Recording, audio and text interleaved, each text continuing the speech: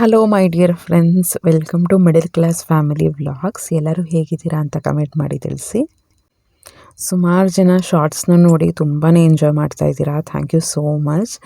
ಇವತ್ತಿನ ವ್ಲಾಗಲ್ಲಿ ಒಂದು ಒಳ್ಳೆ ಟಾಪಿಕ್ ಜೊತೆಗೆ ಪನ್ನೀರ್ದು ಪಲಾವ್ ಮಾಡಿದ್ದೆ ಅಥವಾ ಪನ್ನೀರ್ ರೈಸ್ ಮಾಡಿದ್ದೆ. ಅದಕ್ಕೆ ಒಂದು ಬೇಸಿಕ್ ಮಸಾಲೆ ರುಬ್ಕೊಂಡಿದ್ದೀನಿ. ಸೋಂಪು, ಶುಂಠಿ, ಬೆಳ್ಳುಳ್ಳಿ, ಈರುಳ್ಳಿ, ಚಕ್ಕೆ, ಲವಂಗ, ಹಸಿಮೆಣಸಿನ್ಕಾಯಿ. ಆ್ಯಕ್ಚುಲಿ ಏನು ಫಜೀತಿ ಆಗೋಯ್ತು ಅಂದರೆ ಕೆಲವು ಸತಿ ಹೀಗೆ ಆಗೋಗುತ್ತೆ.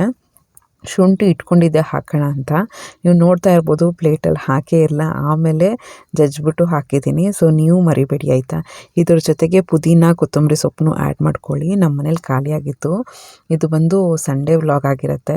ಸೊ ವೀಕೆಂಡ್ಸಲ್ಲಿ ತರಕಾರಿ ಶಾಪಿಂಗ್ ಎಲ್ಲ ಮಾಡಬೇಕಿತ್ತು. ಸೊ ಅದಕ್ಕೆ ಇರೋದ್ರಲ್ಲೇ ಜೈ ಅನ್ಸ್ಬಿಡೋಣ, ಏನಿದೆಯೋ ಅದರಲ್ಲೇ ಮಾಡೋಣ ಅಂತ.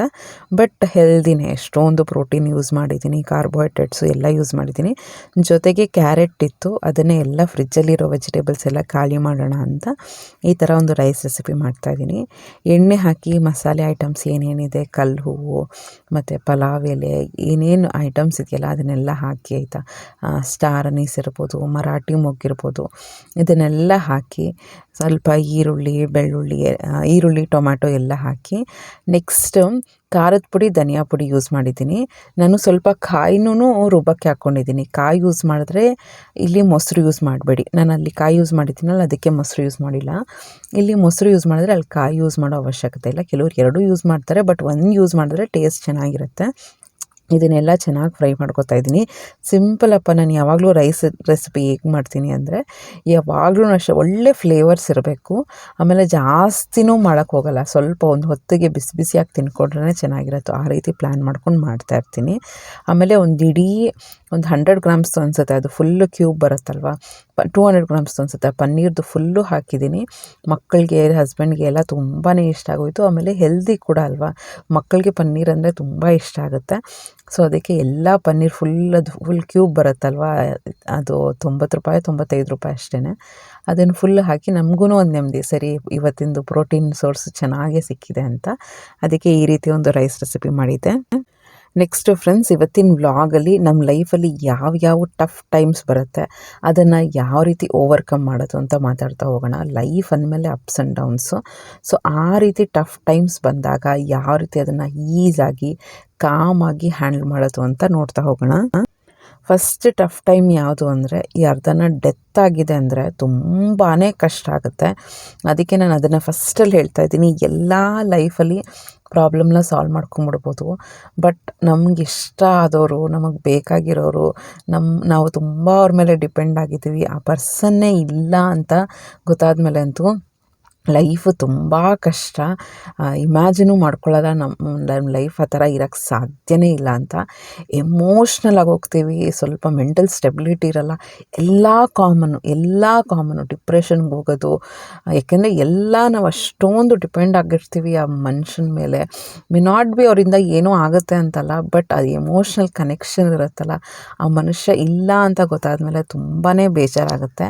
ಸೊ ಅದಕ್ಕೇ ಆ ಸಿಚುವೇಶನ್ಸ್ನ ಹೆಂಗೆ ಹ್ಯಾಂಡಲ್ ಮಾಡಬೇಕು ಅಂದರೆ ಅಕ್ಸೆಪ್ಟೆನ್ಸ್. ಲೈಫಲ್ಲಿ ಯಾರದೇ ಡೆತ್ ಆದರೂ ಕೂಡ ನಾವು ಅದನ್ನು ಅಕ್ಸೆಪ್ಟ್ ಮಾಡ್ಕೋಬೇಕು. ಹೌದು, ಇದು ರಿಯಾಲಿಟಿ, ಆ ಪರ್ಸನ್ ಇಲ್ಲ, ಬಟ್ ಫಿಸಿಕಲಿ ಇರಲ್ಲ ಆಯಿತಾ. ನಮ್ಮ ನೆನಪಲ್ಲಿ ನಮ್ಮ ಹತ್ರ ಡೆಫಿನೆಟಾಗಿ ಇದ್ದೇ ಇರ್ತಾರೆ. ಅದನ್ನು ಅಕ್ಸೆಪ್ಟ್ ಮಾಡಿಕೊಂಡು ಯಾರು ನಮ್ಮ ಜೊತೆ ಇರ್ತಾರೆ, ಯಾರು ನಮ್ಮ ಮೇಲೆ ಡಿಪೆಂಡ್ ಆಗಿರ್ತಾರೆ, ಅವ್ರನ್ನ ಚೆನ್ನಾಗಿ ನೋಡಿಕೊಂಡು ಮುಂದೆ ಹೋಗ್ತಾ ಇರಬೇಕು. ನಾವು ಅಂತೀವಿ, ಎಷ್ಟೊಂದು ಅನ್ಕೋತೀವಿ ಲೈಫಲ್ಲಿ ಇದು ಆ ಜಂಜಾಟ ಈ ಜಂಜಾಟ ಅಂತ. ಬಟ್ ಇಂಥ ಜಂಜಾಟ ಬಂದಾಗ, ಡೆತ್ ಅಂತ ಒಂದು ಮ್ಯಾಟ್ರ್ ಬಂದಾಗ it is very difficult. So ಅದಕ್ಕೇ ಲೈಫ್ನ ತುಂಬ ಸೀರಿಯಸ್ ಆಗಿ ತೊಗೋಬೇಡಿ. ಹೆಲ್ತಿಯಾಗಿ ನಾವು ಬೆಳಗ್ಗೆ ಎದ್ದಿದ್ದೀವಿ ಅಂದ್ರೇ ಅದೊಂಥರ ದೊಡ್ಡದು ನಮ್ಮ ಲೈಫಲ್ಲಿ. ಎಷ್ಟೊಂದು ಜನಕ್ಕೆ ನನಗೆ ಹೇಳ್ತಾರೆ, ಹಾಗೆ ನಿನ್ನೆನೇ ಲಾಸ್ಟ್ ಡೇ ಆಗಿರುತ್ತೆ, ನಿನ್ನೆ ನೈಟ್ ಆದಮೇಲೆ ಇವತ್ತು ಬೆಳಗ್ಗೆ ನೋಡೇ ಇರಲ್ಲ. ಸೊ ಅದಕ್ಕೇ ನಾವು ಎದ್ದಿದ್ದೀವಿ, ನಮ್ಮ ಡೇನ ಸ್ಟಾರ್ಟ್ ಮಾಡಿದ್ದೀವಿ, ನಮ್ಮ ಲವ್ಡ್ ಒನ್ಸ್ ಜೊತೆ ನಾವು ಇದ್ದೀವಿ ಅಂದರೆ ಅದರಷ್ಟು ಖುಷಿ ಇನ್ನೊಂದಿಲ್ಲ.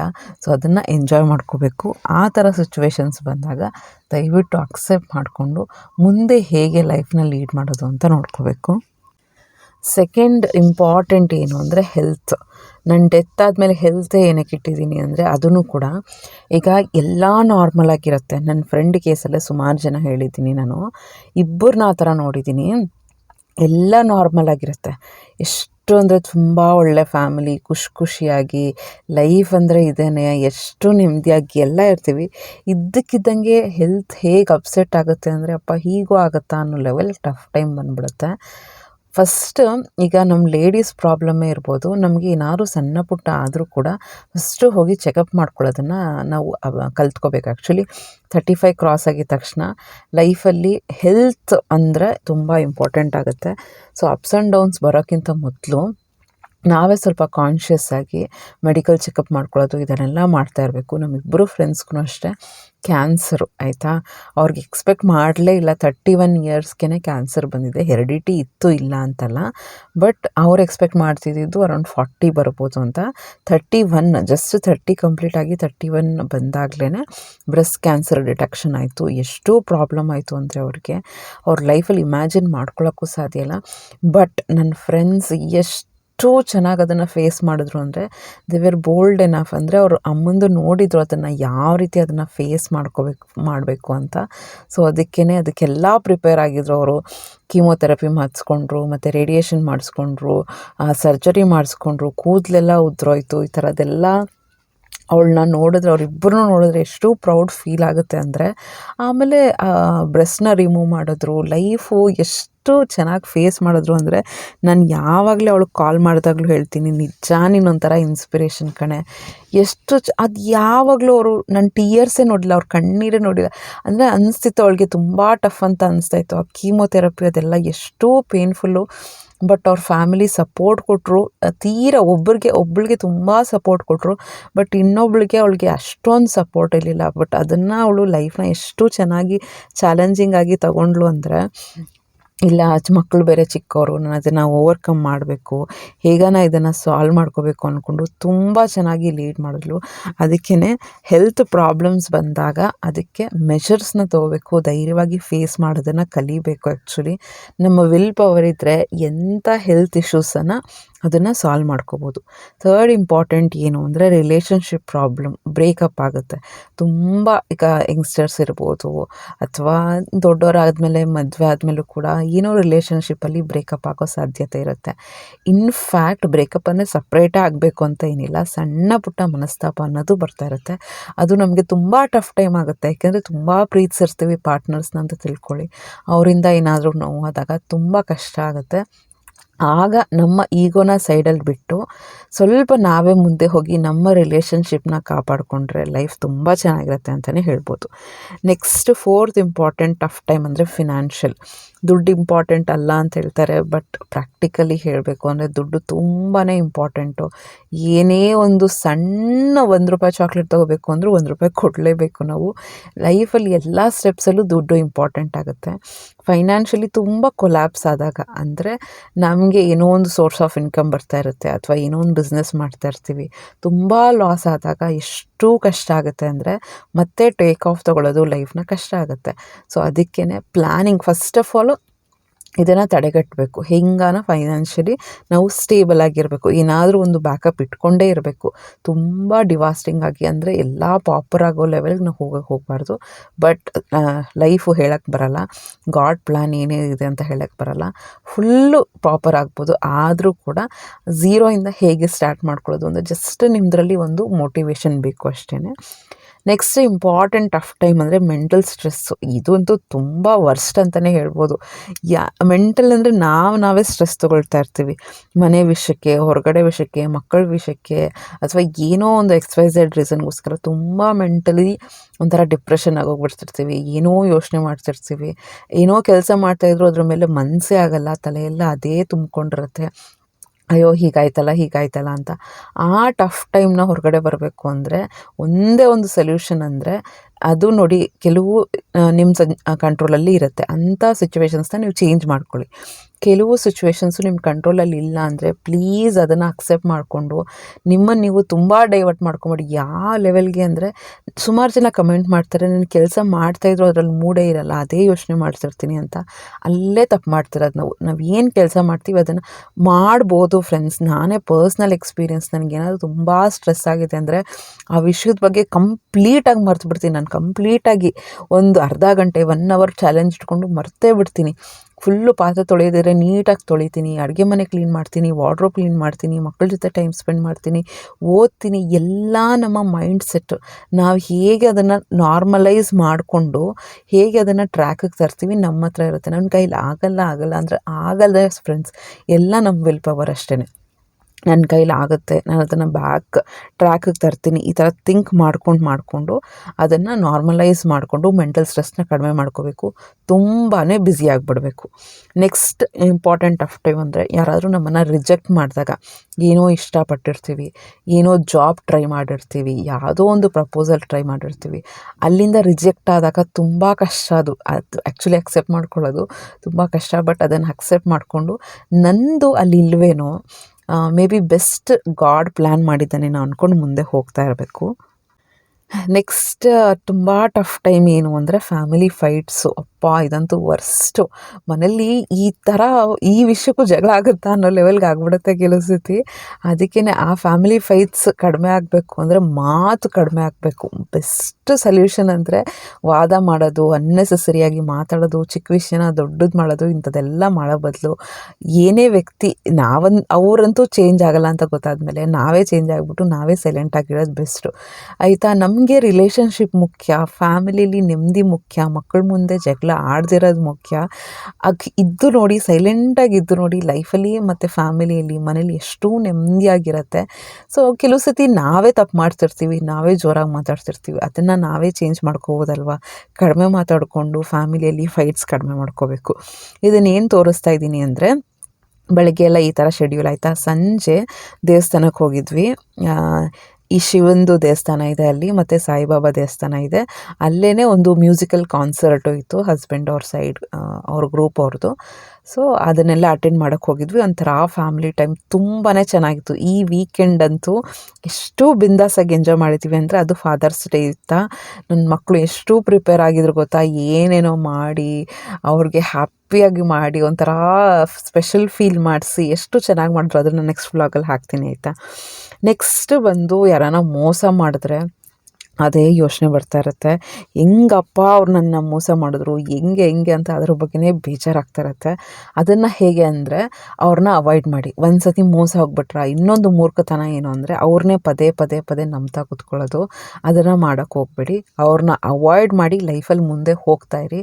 ಅದನ್ನೇ ಥಿಂಕ್ ಮಾಡ್ಕೊಂಡು ಕೂತ್ಕೊಂಡಿದ್ರೆ ಅವ್ರು ಮಾಡಿದ್ದಕ್ಕೂ ನಾವು ಥಿಂಕ್ ಮಾಡೋಕ್ಕೆ ಕೂತ್ಕೊಂಡಿದ್ದಕ್ಕೂ ಡಬಲ್ ನೋವಾಗ್ತಾ ಇರುತ್ತೆ. ಸೊ ಅದಕ್ಕೆ ಅಲ್ಲಿಗೆ ಒಂದು ದಿನ ಯೋಚನೆ ಮಾಡಿ ಬಿಟ್ಬಿಟ್ಟು ನೆಕ್ಸ್ಟ್ ಟೈಮ್ ಅವ್ರನ್ನ ಟ್ರಸ್ಟ್ ಮಾಡೋಕ್ಕೆ ಹೋಗಬೇಡಿ. ನೆಕ್ಸ್ಟ್ ಟಫ್ ಟೈಮ್ ಅಂದರೆ ಲೋನ್ಲಿನೆಸ್ಸು. ಎಷ್ಟು ಕಾಡ್ತಾ ಇರುತ್ತೆ ಅಂದರೆ, ಎಲ್ಲರೂ ಸುತ್ತಲೂ ಎಷ್ಟೊಂದು ಜನ ಇರ್ತಾರೆ, ನಾನು ಒಬ್ಬಂಟಿ ಏನೋ, ನನ್ನವರು ಅಂತ ಯಾರೂ ಇಲ್ವೇನೋ, ನನಗೆ ಕಷ್ಟ ಆದಾಗ, ನನಗೆ ನೋವಾದಾಗ ಶೇರ್ ಮಾಡ್ಕೊಳ್ಳೋಕ್ಕೆ ಯಾರೂ ಇಲ್ವೇನೋ ಅಂತ ಅನಿಸ್ತಾ ಇರುತ್ತೆ. ಇದಕ್ಕೆ ಬೆಸ್ಟ್ ಸೊಲ್ಯೂಷನ್ ಏನು ಅಂದರೆ, ಒಂದು ಪವರ್ನ ನಂಬಿ, ಅದು ದೇವರು. ಕುತ್ಕೊಂಡು ಅವ್ರ ಹತ್ರ ಹೇಳ್ಕೊಳ್ಳಿ. ಬೇರೆಯವ್ರ ಹತ್ರ ಹೇಳ್ಕೊಂಡಾಗ ಸೊಲ್ಯೂಷನ್ ಸಿಗುತ್ತೋ ಸಿಗಲ್ವೋ ಗೊತ್ತಿಲ್ಲ, ಬಟ್ ದೇವ್ರ ಹತ್ರ ಹೇಳ್ಕೊಂಡಾಗ ನಾವು ಕನೆಕ್ಷನ್ ಮಾಡ್ಕೋತೀವಿ, ಒಂಥರ ನೆಮ್ಮದಿ ಸಿಗುತ್ತೆ. ಸೊಲ್ಯೂಷನ್ ಅಂತೂ ಡೆಫಿನೆಟ್ಲಿ ದೇವ್ರು ಒಂದಲ್ಲ ಒಂದು ರೀತಿಲಿ ತೋರಿಸ್ತಾರೆ. ನೆಕ್ಸ್ಟ್ ಯಾರಾದರೂ ಏನಾದರೂ ಆಡ್ಕೋತಾರಲ್ವಾ, ಅದು ತುಂಬ ಕಷ್ಟ. ನಮ್ಮ ಲೈಫಲ್ಲಿ ನಾವೇ ಕಷ್ಟಪಡ್ತಿರ್ತೀವಿ. ಕೆಲವರೆಲ್ಲರ ರಿಲೇಟಿವ್ಸು, ಫ್ರೆಂಡ್ಸು, ಗೊತ್ತಿರೋರೇ, ಅಯ್ಯೋ ಅವ್ರು ಏನು ಇಷ್ಟೇ ಇದ್ದಾರೆ, ಏನೂ ಸಂಪಾದನೆ ಮಾಡ್ತಿಲ್ಲ, ಇನ್ನು ಏನೂ ಬೆಳೆದಿಲ್ಲ, ಅವ್ರ ಮಕ್ಳು ಹಿಂಗೆ, ಇವ್ರಂಗೆ, ಅವ್ರ ಸಂಬಂಧ ಸರಿ ಇಲ್ಲ, ಈ ಥರ ಎಲ್ಲ ಆಡ್ಕೋತಾರಲ್ವ. ಅವ್ರ ಮುಂದೆ ನಾವು ಇನ್ನೂ ಬೆಳೆದು, ಇನ್ನೂ ಟಫಾಗಿ ನಾವಾಗಿ, ಸ್ಟ್ರಾಂಗಾಗಿ ಇನ್ನೂ ಅವ್ರ ಮುಂದೆ ಬೆಳೆದು ತೋರಿಸ್ಬೇಕು. ಅವ್ರು ಅಂತಾರೆ ಅಂತ ಬೇಜಾರು ಮಾಡ್ಕೊಂಡು ಕೂತ್ಕೊಳ್ಳೋದಲ್ಲ. ನೋವು ಆಗೇ ಆಗುತ್ತೆ, ಯಾಕೆಂದರೆ ನಾವು ಮನುಷ್ಯರು, ಫೀಲಿಂಗ್ಸ್ ಇದ್ದೇ ಇರುತ್ತೆ, ತುಂಬ ನೋವಾಗುತ್ತೆ. ಬಟ್ ಆದರೂ ಅವ್ರ ಮುಂದೆ ಬೆಳೆಯೋದಿದೆಯಲ್ಲ, ಆ ಕಿಕ್ಕೇ ಬೇರೆ ಅಂತಲೇ ಹೇಳ್ಬೋದು. Next expectations. ಬೇರೆಯವರೆಲ್ಲ ಎಕ್ಸ್ಪೆಕ್ಟ್ ಮಾಡ್ತಿರ್ತಾರೆ ನಮ್ಮ ಮುಂದೆ. ಈಗ ಹೇಳಬೇಕು ಅಂದರೆ, ಒಂದು ಹೆಣ್ಣು ಹತ್ರ ಹೆಂಗೆ ಅಂದರೆ, ಮದುವೆ ಆದಮೇಲೆ ಎಲ್ಲ ಬ್ಯಾಲೆನ್ಸ್ ಮಾಡ್ಕೊಂಡು ಹೋಗಲಿ, ಮನೆಗೆ ಬ್ಯಾಲೆನ್ಸ್ ಮಾಡ್ಕೊಂಡು ಹೋಗಲಿ, ಮಕ್ಕಳದು ಓದಿಸ್ಲಿ, ಅವ್ಳು ನೋಡೋಕ್ಕೂ ಚೆನ್ನಾಗಿರಲಿ, ಫಿಟ್ಟಾಗಿರಲಿ, ಅವ್ಳಿಗೇನು ನೋವು ಬರಬಾರ್ದು, ಏನೂ ಕಾಯಿಲೆ ಬರಬಾರ್ದು, ಹೊರಗಡೆನೂ ಚೆನ್ನಾಗಿ ಸಂಪಾದನೆ ಮಾಡಿಕೊಡ್ಬೇಕು. ಈ ರೀತಿ ಪ್ರಪಂಚ ಹೆಂಗೆ ಎಕ್ಸ್ಪೆಕ್ಟ್ ಮಾಡುತ್ತೆ ಅಂದರೆ, ತುಂಬ ಎಕ್ಸ್ಪೆಕ್ಟ್ ಮಾಡ್ತಿರತ್ತೆ. ಅದನ್ನು ರೀಚ್ ಮಾಡಬೇಕು ಅಂದರೆ ತುಂಬ ಕಷ್ಟ. ಅದಕ್ಕೆ ಸೊಲ್ಯೂಷನ್ ಏನು ಅಂದರೆ ಅವ್ರ ಎಕ್ಸ್ಪೆಕ್ಟೇಷನ್ಸ್ಗೆ ನಾವು ಕೆಲಸ ಮಾಡೋಕ್ಕೆ ಹೋಗಬಾರ್ದು. ನಮ್ಮ ಸ್ಯಾಟಿಸ್ಫ್ಯಾಕ್ಷನ್ಗೆ ನಾವು ಕೆಲಸ ಮಾಡ್ತಾ ಹೋಗ್ತಾ ಇರಬೇಕು. ಸೊ ಅವ್ರು 108 ಎಕ್ಸ್ಪೆಕ್ಟ್ ಮಾಡ್ತಿರ್ತಾರೆ ನಮ್ಮಿಂದ. ಅದನ್ನೆಲ್ಲ ಸ್ಯಾಟಿಸ್ಫೈ ಮಾಡ್ಕೊಂಡು ಕೂತ್ಕೊಂಡ್ರೆ ನಮಗೆ ಲೈಫಲ್ಲಿ ಸ್ಯಾಟಿಸ್ಫ್ಯಾಕ್ಷನ್ ಇರಲ್ಲ. ಕರೆಕ್ಟ್ ಅಲ್ವಾ? ಇನ್ನೊಂದು ನೋವು ಏನು ಗೊತ್ತಾ, ನಾವು ಬೇರೆಯವರಿಂದ ಎಕ್ಸ್ಪೆಕ್ಟ್ ಮಾಡ್ತೀವಿ, ಅದರಿಂದನೂ ತುಂಬ ನೋವು. ಎಕ್ಸ್ಪೆಕ್ಟೇಷನ್ಸ್ ಅನ್ನೋದೇ ವರ್ಸ್ಟು. ನಾವೂ ಎಕ್ಸ್ಪೆಕ್ಟ್ ಮಾಡಬಾರ್ದು, ಬೇರೆಯವ್ರ ಎಕ್ಸ್ಪೆಕ್ಟೇಷನ್ಸ್ಗೆ ನಾವೂ ಆಸ್ಪದ ಕೊಡೋಕ್ಕೆ ಹೋಗಬಾರ್ದು. ಲೈಫಲ್ಲಿ ನಮ್ಗೆ ಹೆಂಗೆ ಆಗ್ತಿರುತ್ತೆ ಹಂಗೆ ಮುಂದೆ ಹೋಗ್ತಾ ಇರಬೇಕು. ನೆಕ್ಸ್ಟು ತುಂಬ ಟಫ್ ಟೈಮ್ ಏನು ಅಂದರೆ ಲೋ ಸೆಲ್ಫ್ ಎಸ್ಟೀಮ್ ಅಂತ ಹೇಳ್ತೀವಿ. ಅಂದರೆ ನಮಗೆ ಕಾನ್ಫಿಡೆನ್ಸ್ ಬರಲ್ಲ. ಎಷ್ಟೋ ಸತಿ ಈ ಥರ ಆಗುತ್ತಪ್ಪ, ಎದ್ದೇಳ್ತೀವಿ, ಆಮೇಲೆ ಇಡೀ ದಿನ ಹಿಂಗೆ ಅಂದರೆ ಏನು ಹಿಂಗಾಗ್ತೈತೆ ಲೈಫಲ್ಲಿ ಅನ್ಕೋತೀವಿ. ಎಲ್ಲರ ಲೈಫಲ್ಲೂ ಆಗುತ್ತೆ ಈ ಥರ, ಎಲ್ಲರ ಲೈಫಲ್ಲೂ ಏನೋ ಒಂಥರ ಕಾನ್ಫಿಡೆನ್ಸ್ ಬರಲ್ಲ, ನಮ್ಮ ಮೇಲೆ ನಮಗೆ ಡೌಟ್ ಆಗ್ತಿರುತ್ತೆ. ಹಿಂಗಾಗುತ್ತಾ, ಹೀಗೆ ಹೀಗೆ ಅಂತ ಅನಿಸ್ತಾ ಇರುತ್ತೆ. ಒಂಥರ ಜಂಜಾಟ ಅನಿಸ್ತಾ ಇರುತ್ತೆ ಬೆಳಗ್ಗೆನೆ, ಅಥವಾ ಇಡೀ ದಿನ ಹಾಗಾಗ್ತಾ ಇರುತ್ತೆ. ಆ ಟೈಮಲ್ಲಿ ಸ್ವಲ್ಪ ಪಾಸ್ ತೊಗೊಳ್ಳಿ ಲೈಫ್ನ. ಆಗುತ್ತೆ, ಈ ಥರ ಆಗುತ್ತೆ, ಎಲ್ಲ ಫೇಲ್ಯೂರ್ಸ್ ನೋಡ್ತಾ ಇರ್ತೀವಿ, ಲೈಫ್ ಈ ಥರ ಆಗ್ತಾ ಇರುತ್ತೆ. ಸ್ವಲ್ಪ 1-2 ದಿನ ಏನೂ ಥಿಂಕ್ ಮಾಡೋಕ್ಕೆ ಹೋಗಬೇಡಿ, ಏನೂ ಮಾಡೋಕ್ಕೆ ಹೋಗಬೇಡಿ. ಒಂದು ಪಾಸ್ ತೊಗೊಂಡು ಸ್ವಲ್ಪ ಮತ್ತೆ ಕಂಟಿನ್ಯೂ ಮಾಡಿಕೊಂಡ್ರೆ ಓಕೆ, ಲೈಫ್ ಒಂದು ಟ್ರ್ಯಾಕಿಗೆ ಬರುತ್ತೆ. ನೆಕ್ಸ್ಟ್ ತುಂಬ ನೋವಾಗೋದು ಏನು ಅಂದರೆ ಟಫ್ ಟೈಮು, ಯಾರು ನಮ್ಮನ್ನು ಅರ್ಥ ಮಾಡ್ಕೊಳ್ಳಲ್ಲ ಅಂತ. ಇದೂ ಆ್ಯಕ್ಚುಲಿ ಇದಕ್ಕೆ ಸೊಲ್ಯೂಷನ್ ಏನು ಅಂದರೆ ಅದನ್ನು ಎಕ್ಸ್ಪೆಕ್ಟೇ ಮಾಡೋಕ್ಕೆ ಹೋಗಬೇಡಿ. ಯಾರು ನನ್ನನ್ನು ಅರ್ಥ ಮಾಡ್ಕೊಳ್ಳಲ್ಲ. ಈಗ ನಮ್ಮದೇ ನೋಡ್ಕೊಳ್ಳಿ, ಲೈಫಲ್ಲಿ ಎಷ್ಟೋ ಬೆಳಗ್ಗೆಯಿಂದ ಮಾಡ್ತಿರ್ತೀವಿ ನಾವು. ಫಾದರ್ಗಳು ನೋಡ್ಕೊಳ್ಳಿ, ಅವರೂ ಅಷ್ಟೇ ಎಷ್ಟು ಮಾಡ್ತಿರ್ತಾರೆ. ಪ್ರತಿಯೊಬ್ಬರದ್ದು ಅವ್ರದ್ದೇ ಜಂಜಾಟ ಇರುತ್ತೆ. ನಾವೇನು ಅನ್ಕೋತೀವಿ, ನನ್ನನ್ನು ಅರ್ಥ ಮಾಡ್ಕೊಳ್ಳಲ್ಲ ಅನ್ಕೋತೀವಿ. ಸೊ ಅದನ್ನು ಎಕ್ಸ್ಪೆಕ್ಟ್ ಮಾಡೋದು ಬಿಟ್ಬಿಟ್ಟು ನಮ್ಮದೇನು ಕರ್ತವ್ಯ ಇದನ್ನು ಅದನ್ನು ಮಾಡ್ಕೊಂಡು ಹೋಗ್ತಾ ಇದ್ದರೆ ಎಕ್ಸ್ಪೆಕ್ಟೇಷನ್ ಇಲ್ಲದೆ ತುಂಬ ನೆಮ್ಮದಿಯಾಗಿರ್ತೀವಿ. ನೆಕ್ಸ್ಟ್ ಇಂಪಾರ್ಟೆಂಟ್ ಏನು ಗೊತ್ತಾ, ನಮ್ಮನ್ನು ನೆಗ್ಲೆಕ್ಟ್ ಮಾಡ್ತಾರಲ್ವ ಕೆಲವರು, ಅದು ತುಂಬ ನೋವು ಕೊಡುತ್ತೆ. ಅಯ್ಯೋ, ಅಂದರೆ ನಮ್ಮನ್ನು ಬೆಲೆಯಾಗೆ ತೊಗೊಳ್ಳಲ್ಲ, ನಮ್ಮನ್ನು ಕನ್ಸಿಡರೇ ಮಾಡಲ್ಲ. ಆ ಥರ ವಿಷಯದಲ್ಲಿ ಏನು ಅಂದರೆ ನಮ್ಮನ್ನು ನಾವು ಸ್ವಲ್ಪ ಇಂಪ್ರೂವ್ ಮಾಡ್ಕೊಳಕ್ಕೆ ಹೋಗ್ಬೇಡಿ. ನಮ್ಮ ಥಿಂಕಿಂಗ್ ಪ್ರೊಸೆಸ್, ನೀವೆಲ್ಲ ಸರಿ ಇದ್ದು ಅವ್ರು ನಿಮ್ಮನ್ನು ನೆಗ್ಲೆಕ್ಟ್ ಮಾಡ್ತಾರೆ ಅಂದರೆ ತಲೆ ಕೆಡ್ಸ್ಕೊಳಕ್ಕೆ ಹೋಗ್ಬೇಡಿ. ನಮ್ಮದ್ರಲ್ಲಿ ಏನೋ ನ್ಯೂನ್ಯತೆ ಇರುತ್ತಲ್ವ, ಫಸ್ಟ್ ನಾವು ಕರೆಕ್ಟ್ ಮಾಡ್ಕೋಬೇಕಲ್ವ. ಮೇ ಬಿ ನಾವು ಮಾತಾಡೋ ರೀತಿ ಇರ್ಬೋದು, ನಡ್ಕೊಳ್ಳೋ ರೀತಿ, ಲೈಫ್ನ ಲೀಡ್ ಮಾಡೋ ರೀತಿ, ಏನಾದರೂ ಒಂದು ವೀಕ್ನೆಸ್ ಏನಾದ್ರು ಇದ್ದರೆ ಅದನ್ನು ತಿದ್ಕೊಳ್ಳೋದ್ರಿಂದ ಸ್ವಲ್ಪ ನಾವು ಕನ್ಸಿಡರಬಲ್ ಆಗ್ತೀವಿ. ಅಂದರೆ ಲೈಫಲ್ಲಿ, ಸೊಸೈಟಿಯಲ್ಲಿ ರೆಸ್ಪೆಕ್ಟ್ಫುಲ್ಲಾಗಿ ಲೈಫ್ನ ಲೀಡ್ ಮಾಡೋದು ತುಂಬ ಇಂಪಾರ್ಟೆಂಟ್ ಆಗುತ್ತೆ. ಲಾಸ್ಟ್ ತುಂಬ ಟಫ್ ಟೈಮು ಅಂದರೆ ಫೇಲ್ಯೂರ್ಸು. ನಾವು ಲೈಫಲ್ಲಿ ಫೇಲ್ಯೂರ್ಸ್ ತುಂಬ ನೋಡ್ತೀವಿ.